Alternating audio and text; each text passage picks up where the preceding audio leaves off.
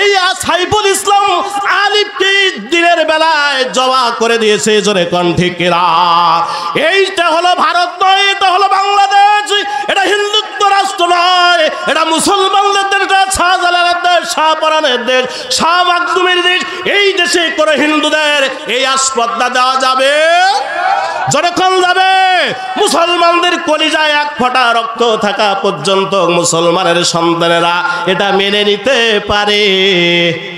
ভাইরা আমার, এই ইসকে আকবার কৃষ্ণ, এই যে হিন্দু আপনার যে দরুদ সালাম সবাই বলে সাল্লাল্লাহু। প্রিয় বন্ধুরা আমার, আমি আপনাদের খেদমতে সূরা লাহাব থেকে কিছু কথা বলার নিয়ত করেছি। আল্লাহ রাব্বুল আলামিন যেন এর উপর সংক্ষিপ্ত আকারে কিছু কথা বলার সুযোগ করে দেয়। আল্লাহ কবুল করুক, জোরে কেন একবার আল্লাহুম্মা আমিন। সূরা লাহাব, সূরা আল-লাহাব, এই সূরাটি মক্কায় নাজিল হয়েছে। পবিত্র কোরআনের 111 নম্বর সূরা। কত নম্বর সূরা? 111 নম্বর সূরা। এই সূরা নাজিল হওয়ার পূর্বে আল্লাহ রাসূলের উপরে পবিত্র কোরআনে কারীমের 26 নম্বর সূরার নাম হলো সূরা শুআরা। 19 নম্বর পারা 214 নম্বর আয়াতে কারিমা নাজিল হলো যখন, সবাই পড়ুন, বিসমিল্লাহির রাহমানির রাহিম ওয়ানযির আশীরাতাকাল আকরাবিন। আর জোরে করুন আল্লাহু আকবার। এই আয়াতে কারিমা আল্লাহ রাসূলের উপরে মক্কার মধ্যমণি, মদিনার শিরোমণি, দুলালিনী শাহমেনা, শাহ মদিনা, মদিনার বিশ্বজ্যোতি, শান্তির অগ্রগতি, দুজাহানের বাদশা, আখিরি জামানার পয়গম্বর আপনার নবী, আমার নবীর উপর যেই মাত্র আয়াতে কারিমা নাজিল হয়ে গেল, নাজিল হওয়ার সাথে সাথে আল্লাহ রাসূল সাফা পাহাড়ের উপর দাঁড়ায়া, সাফা পাহাড়ের উপরে দাঁড়ায়া তিনি বললেন, ইয়া সাব্বাহা, আরবি শব্দ ইয়া সাব্বাহা, এর অর্থ হলো যখন কোনো বিপদের কোনো সংকেত দেওয়া হয়, বিপদের কোনো সংকেত ব্যবহার করা হয়।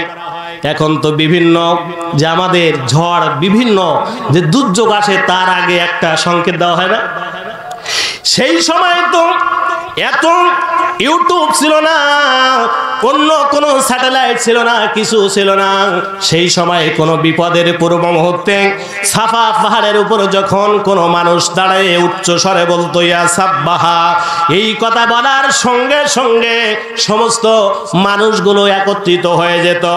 সমস্ত মানুষগুলো যখনই একত্রিত হয়ে গেল, যাওয়ার সঙ্গে সঙ্গে আল্লাহর নবী, বিশ্ব নবী রাহমাতুল লিল আলামিন ডেকে বললেন, ও মক্কাবাসীরা, আমি যদি বলি এই পাহাড়ের নিচে পূর্ব পাশে একদল শত্রু অবস্থান করতেছে, তোমরা কি বিশ্বাস করবে? বলল, মুহাম্মদ, তুমি জীবনে একটি সেকেন্ড, একটি মুহূর্তের জন্য, কোন সময়ের জন্য মিথ্যা কথা বলো নাই, অতএব আজকেও তো তুমি মিথ্যা কথা বলতে পারো না। জোরে কোন আল্লাহু আকবার। ভাইরা আমার, আল্লাহর নবী, বিশ্ব নবী রাহমাতুল লিল আলামিন বলল, মুহাম্মদ, আল্লাহর নবী বিশ্ব নবী রাহমাতুল লিল আলামিনকে বলল, মুহাম্মদ, তুমি যেটা বলবে সেটাই সত্য, কোনোদিন তোমার জবান দিয়ে মিথ্যা কথা বের হয় না। হে মুসলমান, সাতক্ষীরার কালীগঞ্জের মুসলমানেরা আমার, বন্ধুরা আমার, আজকে মুসলমান আমরা নবীর উম্মত বলে দাবি করে থাকি, কথায় কথায় মিথ্যা কথা বলে থাকি, কিন্তু আপনার নবী, আমার নবী, সরকারে দো আলম নবী আমার জীবনে একটি মিথ্যা কথা বলেন নাই। যিনি, তিনি হলেন আপনার নবী, আমার নবী। জোরে কোন ঠিক কিনা?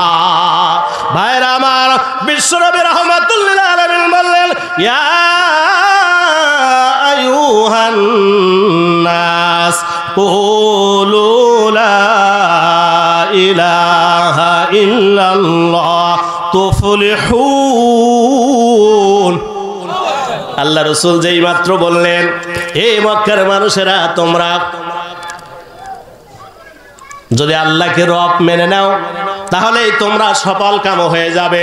এই কথা বলার সঙ্গে সঙ্গে তার আপন চাচা আবু লাহাব, এই আবু লাহাব যেই সূরাটি নাজিল হয়েছে, আবু লাহাব আল্লাহ রসুলের তার সঠিক নাম, তার আসল নাম ছিল আব্দুল উজ্জা। আব্দুল উজ্জা হলো একটা মূর্তির নাম। এই জন্য আল্লাহ রাব্বুল আলামিন এই নামকে আল্লাহ ব্যবহার করলেন না, যেহেতু একটা মূর্তির নামে সূরা দেবেন, আল্লাহ এটা পছন্দ করলেন না। আর আবু লাহাব হলো অগ্নিশিখা, যেই আগুন জ্বালানোর পরে যেই লাল আভাটা উচ্চারিত হয়, উঠে যায়, আগুনের লাল আভা উঠে যায়, কিয়ামতের দিন আপনার জাহান্নামের মধ্যে যে আগুন প্রজ্বলিত করার পরে যে লাল আভা উঠবে, লাল হাওয়া শীষ উঠে যাবে, ওই শীষটার নাম হচ্ছে লাহাব। এই জন্য আল্লাহ রাব্বুল আলামিন ওই লাহাব নামে সূরা নাজিল করে দিলেন। জোরে কোন আল্লাহু আকবার। ভাইরা আমার, এবার বিশ্বনবী রাহমাতুল লিল আলামিন যেই মাত্র এই ঘোষণা দিলেন, সঙ্গে সঙ্গে আপনার আপন চাচা আবু লাহাব, যার ভালো নাম হলো আব্দুল উজ্জা সঙ্গে সঙ্গে বলল, তাব্বাল্লাকা সাইরাল ইয়াউমি লিহাযা জামাতানা, হে মুহাম্মদ তোমার জীবনের সমস্ত দিন ধ্বংস হয়ে যাক। জোরে কোন নাউযুবিল্লাহ। ওয়াফি আয়াতি উখরা, অন্য রিওয়ায়াতের মধ্যে আছে, ওয়া খাযা বিয়াদিহি হাজারা লিয়ারমিয়ান নাবিয়্যা সাল্লাল্লাহু আলাইহি ওয়াসাল্লাম, হাতের মধ্যে নিলেন পাথর আল্লাহর নবীকে মারার জন্য। আল্লাহকে ডাক দিয়ে বললেন, জিবরাইল আমার নবীকে পাথর মারবে আবু লাহাব, হাত উত্তোলন করেছে, এটা কি আমি আল্লাহ সহ্য হয়? এই জন্য তুমি এক্ষুনি চলে যাও, যে তুমি আমার নবীকে জানাই দিয়ে দাও। জোরে কোন আল্লাহু আকবার। ভাইরা আমার, এবার যখন জিবরাইল আলাইহিস সালাম চলে আসলেন, জিবরাইল আর করোনা দেরি, জলদি যাও, চলে আমার নবী বিশ্ব নবী রাহমাতুল লিল আলামিন কি যায়া নবীর কাছে জিবরাইল এসে বললেন, ও নবী আপনি দুঃখ নেবেন না, ব্যথা নেবেন না, আপনি মনে কষ্ট নেবেন না, আপনার চাচা আবু লাহাব আপনার জীবনের প্রতিটি দিন ধ্বংস কামনা করেছে। আল্লাহ রাব্বুল আলামিন আপনার জীবনের একটি সেকেন্ডও ধ্বংস করবেন না, বরং যেই আপনার জন্য ধ্বংস কামনা করেছে তার সব কিছু ধ্বংস করে দিবেন। নাজিল করলেন, পড়েন বিসমিল্লাহির রহমানির রহিম। তাব্বাত ইয়াদা আবি লাহাবিন ওয়া তাব। জোরে করুন আল্লাহু আকবার। এই এখানে তাব্বাত শব্দ হলো হালাকা, ধ্বংস হয়ে যাও, ভেঙে যাও, চুরমার হয়ে যাও, খণ্ডকার হয়ে যাও। এখানে আল্লাহ রাসূল রয়েছেন সাফা পাহাড়ের উপরে, আর মক্কার সমস্ত মানুষগুলো রয়েছেন নিচেই, পাহাড়ের নিচেই। বন্ধুরা আমার, নিচেই রয়েছেন। এবার বলুন তো দেখি, আল্লাহ রসুলকে আবু লাহাব যে পাথর মারতে চেয়েছিল, পাথর মারার জন্য হাত উত্তোলন করেছিল, কয় হাত উঁচু করেছে? জোরে কোন। কারণ যদি আপনি অনেক উঁচুতে কোনো কিছু পাঠাতে চান, এক হাত দিয়ে, দুই হাত দিয়ে কি জোরে দিলে অনেক দূরে যাবে? না, এক হাত দিলে যাবে, এক হাত দিলে যাবে। আবু লাহাব এক হাত দিয়ে পাথর মারতে চাল, কিন্তু আল্লাহ রাব্বুল আলামিন করে বললেন, তাব্বাত ইয়াদা আবি লাহাব, আবু লাহাবের দুই হাত ধ্বংস হয়ে যাক। কিন্তু আবু লাহাব তো এক হাত ব্যবহার করলেন, আল্লাহ কেন দুই হাত ব্যবহার করলেন? প্রশ্ন আসে কিনা? ভাইরা আমার, এখানে ইয়াদুন মানে হাত, এক হাত, কিন্তু আল্লাহ ব্যবহার করলেন না ইয়াদানে দুই হাত। কিন্তু ইয়াদানে, এখানে ইয়াদানে নুনটা হযফ করা হয়েছে, তাসনিয়ার নুনটা হযফ করা হয়েছে, কারণ হলো তাব্বাতে আবি লাহাবের সাথে ইজাফাত হওয়ার কারণে, সম্বন্ধ পদ হওয়ার কারণে এটা হযফ করা হয়েছে, নুনটা হযফ করে দেওয়া হয়েছে, যার কারণে ইয়াদানে দুই হাত, ইয়াদানে দুই হাত। এখানে দুই হাত, দুই হাত আল্লাহ রাব্বুল আলামিন কেন ব্যবহার করলেন? বালাগাতের আলোচনা হলো মাজাজ ও মুরসাল। আবু লাহাবের দুই হাত ধ্বংস হওয়া মানে আবু লাহাবের দুই হাত ধ্বংস হয়ে যাক, আবু লাহাব ভালো থাক, আবু লাহাবকে জান্নাতে দেবে, আর আবু লাহাবের দুই হাত জাহান্নামে দেবে। কথাটা কি এমন? যে আবু লাহাব 2 হাত ধ্বংস হয়ে যাক, তার মানে আবু লাহাব 2 হাত জাহান্নামে যাবে, আবু লাহাব লোকটা জান্নাতে যাবে, এমন? আল্লাহ রাসূল হাদিসের মধ্যে বলেছেন, যেই লোকের, যেই ব্যক্তির চোখ আল্লাহর ভয়ে অশ্রু নির্গত হয়, ওই চক্ষু দুটি জাহান্নামে যাবে না। ওই চক্ষু দুটি, ওই চোখ জাহান্নামে যাবে না। তার মানে ওই লোকটা জাহান্নামে যাবে, চোখ দুটি তুলি জান্নাতে দেবে, এরকম না, এরকম না। আব্দাকাল জুজ ও আরাদাকাল কুল, অর্থাৎ আল্লাহ শব্দ প্রয়োগ করেছেন অর্ধেক, আর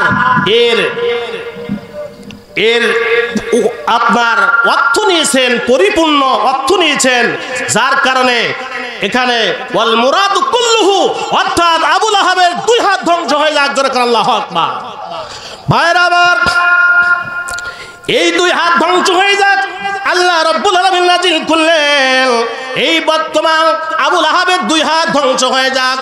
আল্লাহ রাব্বুল আলামিন আবু লাহাবের কাজ হলো, আবু লাহাবের চরিত্র হলো যেখানে কোরআনের আলোচনা হয়, ওই জায়গায় আবু লাহাবের কাজ হলো বন্ধ করে দেওয়া আর রাসূলের শত্রুতা করা, জোরে কোন ঠিক কিনা? আজ বাংলাদেশের অলিতে গলিতে বিভিন্ন প্রান্তে যেই জায়গায় আল্লাহর কোরআনের মাহফিলগুলো বন্ধ করে দেওয়া হয়, ওখানে সরাসরি আবু লাহাবের ডান হাত, জোরে কোন ঠিক কিনা?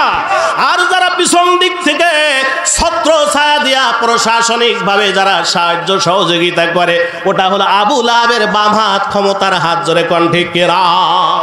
ভাইরা আমার, 90% মুসলমানের দেশে, এই বাংলাদেশে আমাদের কলিজার উপর দাঁড়ায় আমার নবীর বিরুদ্ধে গালিগালাজ করে, যারা গালিগালাজ করে তারা হলো আবু লাহাবের ডান হাত, আর ওদের পক্ষে যারা নেবে তারা হলো আবু লাহাবের বাম হাত, জোরে কোন ঠিক কিনা? ভাইরা আমার, আপনারা গত পরশুদিন দেখেছেন শহীদ সাইফুল ইসলাম আলিফ চট্টগ্রাম কোর্টের নবম চট্টগ্রাম কোর্টের আইনজীবী যিনি ছিলেন, যত নব মুসলিম হতো চট্টগ্রামে, যারা মুসলমান হয়ে যেত, যারা অন্য ধর্মের থেকে ইসলাম গ্রহণ করেছে, মুসলমান হয়েছে, তাদের পক্ষে তিনি উকিল ছিলেন। এই কারণে আপনার ইসকনের নেতা চিন্ময় কৃষ্ণদাস যেই মাত্র অ্যারেস্ট হয়েছে, হওয়ার সঙ্গে সঙ্গে এই আপনার হিন্দু বৌদ্ধ খ্রিস্টান ঐক্য পরিষদ নামের এই সমস্ত হিন্দুবাদী সংগঠনের লোকেরা এই সাইফুল ইসলাম আলিফকে দিনের বেলায় জবা করে দিয়েছে, জোরে কোন ঠিক কিনা? এইটা হলো ভারত নয়, এটা হলো বাংলাদেশ, এটা হিন্দুত্ব রাষ্ট্র নয়, এটা মুসলমানদের দেশ, এটা শাহজালালের দেশ, শাহপরানের দেশ, শাহ মাকদুমের দেশ। এই দেশে করে হিন্দুদের এই আসপদ্দা দেওয়া যাবে, যতক্ষণ যাবে মুসলমানদের কলিজায় 1 ফোঁটা রক্ত থাকা পর্যন্ত মুসলমানের সন্তানেরা এটা মেনে নিতে পারে। ভাইরা আমার, এই ইসকে আকবর কৃষ্ণ, এই যে হিন্দু আপনার যে ঐক্য জোটের যিনি সভাপতি ছিলেন, এই হিন্দু, এ হলো উগ্র, ভারতের যে উগ্রপন্থী আছে সেই উগ্র ধর্মীয় নেতা, এর কাজ হচ্ছে মুসলমানদের মসজিদে হামলা করা, জোরে কোন ঠিক কিনা? 5ই আগস্টের পরে একটি মন্দির যেখানে ক্ষতিগ্রস্ত হয় নাই, আমার জামাত ইসলামীর বাংলাদেশের ভাইরা, ছাত্র শিবিরের ভাইরা যেখানে যে ব্যারিকেড দিয়েছে, রাত্রে সারা রাত ধরে আপনার পাহারা দিয়েছে, সেই জায়গায় আজকের এই পাহারা দেওয়ার জায়গায় পাহারা দিল, যাদের মন্দিরের কোনো ক্ষতি হলো না, সেই মুসলমানদের মসজিদে তারা হামলা গত পরশুদিন চট্টগ্রামে করেছে, জোরে কোন ঠিক কিনা? ভাইরা আমার, আল্লাহ রাব্বুল আলামিন এই আবু লাহাব কত বড় কাফের ছিল, যার নামে 114টি সূরার মধ্যে একটি সূরা আল্লাহ নাজিল করে দিলেন। ও আমার বন্ধুরা, কত বড় কাফের না জানি তিনি ছিলেন। আবু লাহাবের এই কাফেরের এই আসপদ্দা আল্লাহ রাব্বুল আলামিন রাহমাতুল লিল আলামিন, এর চাইতে আরো কাফের ছিল, কারোর নাম নেয় নাই। ওয়ালিদ ইবনে মুগীরা আল্লাহ রাসূল যেখানে কোরআনের আলোচনা করত, কোরআনের আলোচনা বন্ধ করে দিত। শুধু কোরআনের আলোচনা বন্ধ করত না, আল্লাহ রাসূলের দুশমনি করত। আপনার এই বিরোধিতা ওয়ালিদ ইবনে মুগিরা করেছে। আল্লাহ রাব্বুল আলামিন বললেন, ও নবী, ওয়ালিদ ইবনে মুগিরা আপনার তো পাগল বলবে, কারণ মা আনতা বিনিমাতি রাব্বিকা বিমাজনুন। আল্লাহু আকবার। ও নবী, আপনার বিরুদ্ধে ওয়ালিদ ইবনে মুগিরা দুশমনি করবে, আপনার পাগল বলবে, জাদুকর বলবে, গণক বলবে। কারণটা হলো আর কিছু না, ওর জন্মের ভেজাল আছে। জোরে কোন ঠিক কিনা? আল্লাহ রাব্বুল আলামিন এই সূরার এক পর্যায়ে আল্লাহ রাব্বুল আলামিন জানাই দিলেন, উতুল্লিম বাদা যালিকা জানিম। আল্লাহু আকবার। আল্লাহ রাব্বুল আলামিন বললেন, ও নবী, আপনি জানাই দেন, ওয়ালিদ ইবনে মুগিরা হলো জারস সন্তান। যারা কোরআনের মাহফিলের বিরোধী বন্ধ করতে চায়, যারা পিছন দিক থেকে সহযোগিতা করে, এরা সব আবু লাহাব ওয়ালিদ ইবনে মুগিরার বংশধর। যারা কোন ঠিক কিনা? ভাইরা আমার, ওয়ালিদ ইবনে মুগিরা এই কথা বলার সঙ্গে সঙ্গে এবার রাসূলের উপর চড়া হলো মারার জন্য। কারণ রাসূল কি বলেছে? জারস সন্তান জন্মের গন্ডগোল আছে। আপনার আমার যদি কেউ বলে জারস সন্তান বা তো জন্মের গন্ডগোল আছে, আপনি আমি সহ্য করব? এই কথা বলার সঙ্গে সঙ্গে ওয়ালিদ ইবনে মুগিরা লাফ মেরে যায় রাসূলের মারার জন্য। আবু লাহাব বলে, আবু জেহেল বলে, উতবা সাইবা বলে, ওয়ালিদ ইবনে মুগিরা রে, যাস না, কারণ মুহাম্মদ জীবনে কোনোদিন মিথ্যা কথা বলে না। জোরে কোন ঠিক কিনা? এজন্য বলল, আগে যা তোর মার কাছে শোন। ওয়ালিদ ইবনে মুগিরা, তোর মার কাছে শোন, তুই বৈধ মায়ের সন্তান না অবৈধ সন্তান, কারণ মুহাম্মদ জীবনে একটি মিথ্যা কথা বলে না। জোরে কোন আল্লাহু আকবার। ওয়ালিদ ইবনে মুগিরা বাড়িতে যে দেখে বৃদ্ধ মা চামড়া ঢিলা হয়ে গেছে, চুল সব সাদা হয়ে গেছে, বেডে শায়িত রয়েছে। এবার যে মাকে বলছে, মা চলো খানে কাবায় যেতে হবে। বলে, কি জন্য খানে কাবায় যেতে হবে? বলছে, মা চলো চলো, তোমার এখন আর শোয়া যাবে না খানে কাবায়, কারণ সেই সময় মানুষ খানে কাবা ছুঁয়ে মিথ্যে কথা বলতো না। আল্লাহু আকবার। ভাইরা আমার, ওয়ালিদ ইবনে মুগিরা এই বৃদ্ধ মাকে টানতে টানতে নিয়ে যেই মাত্র খানে কাবায় নিয়ে গেলেন, গেলাপ ধরালেন, ধরে বলছে, মা বলো তো দেখি, আমি আমার বাবার বৈধ সন্তান কিনা? বৈধ সন্তান কিনা?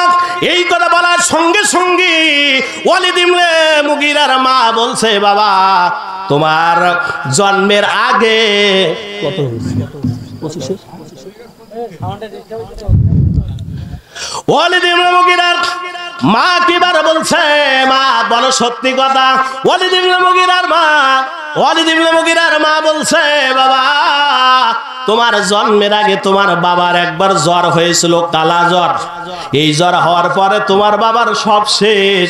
একটা সম্ভ্রান্ত পরিবার, যেহেতু আমি আরেক জায়গাও যাইতে পারি না, ছেড়ে দিয়ে তোমার বাবার অন্য ঘরে যাইতে পারি না, হঠাৎ করে তোমার বাবার এক বিদেশি বন্ধু এ জায়গায় বাড়িতে এসেছিল বেড়াতে।